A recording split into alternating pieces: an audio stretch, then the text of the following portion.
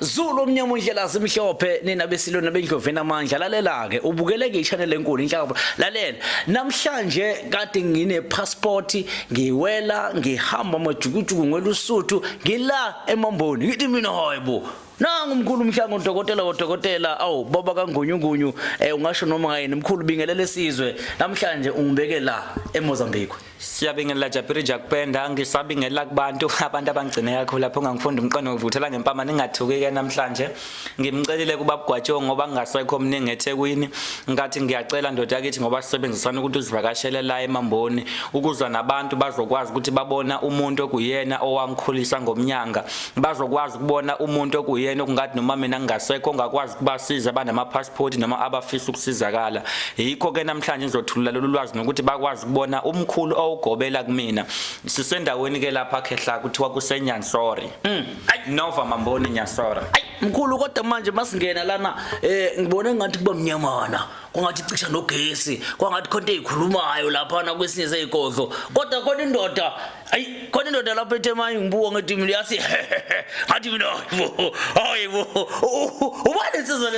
ekhona namhlanje ngoba ngizile ngathi ubaba wakho Thokoza umkhulu angafa umuntu njengamanje ofana nobaba kumina ongizalayo ngoba umuntu engathi mangihlupheka ngayihluphekela kuye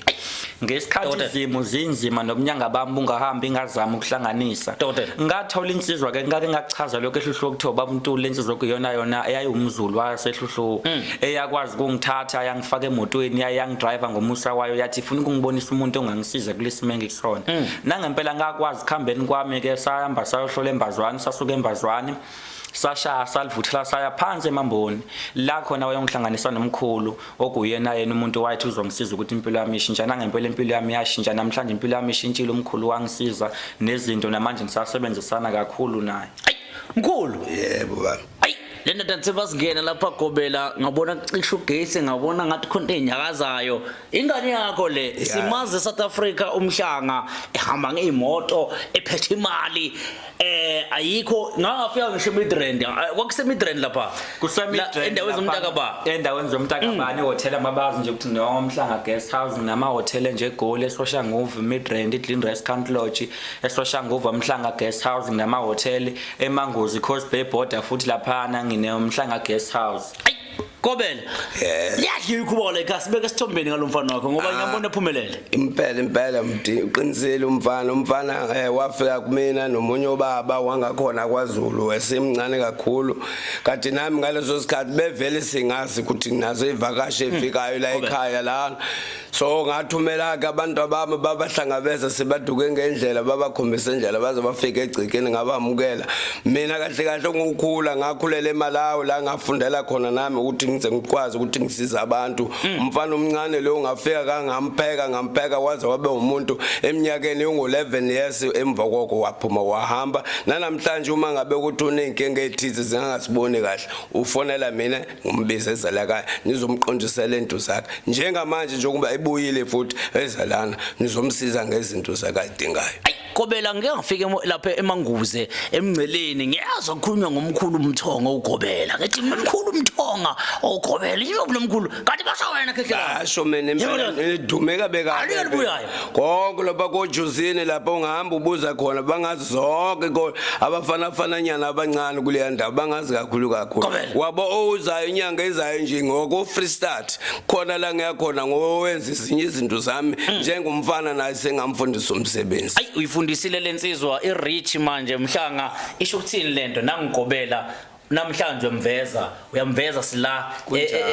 yaziqala ngifika la eMozambique ngoba abantu bahlala bangibuza ukuthi lento ngiyilande ephi ngisathi Japiri Jakupenda lento ngayilande eMamboni kumkhulu uMngoyi obizwa ngomkhulu wethongo nanga esihleli naye namhlanje lapha isibongo sakhe baba uMngoyi ngokomsebenzi kithonga lakhe lasemfuleni kumbiza umkhulu wethonga akuyena umuntu ama social media konke okhona enkundleni zokuxhumana cha ka WhatsApp angatholakala indawo nje umuntu ofonelekayo futhi enambeni zale koMozambique atholakala la njengoba la futhi umkhulu nango uyabulabula even abantu bahlala bakhuluma lapha ngifunda abantu babuya komamboni kuphi bathi bayabulabula nangomkhulu okwazi even ukubulabula ishangana ukwazi bulabula shona ishangana shakara mina imimiri ya mina nintirho wa mina ntirha hi wona vanhu a tirimi tinyingi na tivulavula ni chave nchumu loko mula ku tiya hi mina mungatiya mina ngumngoni wa le kaya Msambiki le amamboni aNhoveni a ni tshame ka muntu wa gezi ni tshama ka muntu wa nhova mina la gezi li nga tirhi kona a gezi la mina ni tirhisa lambu hi mthetho wa mina wala ka mina nga kona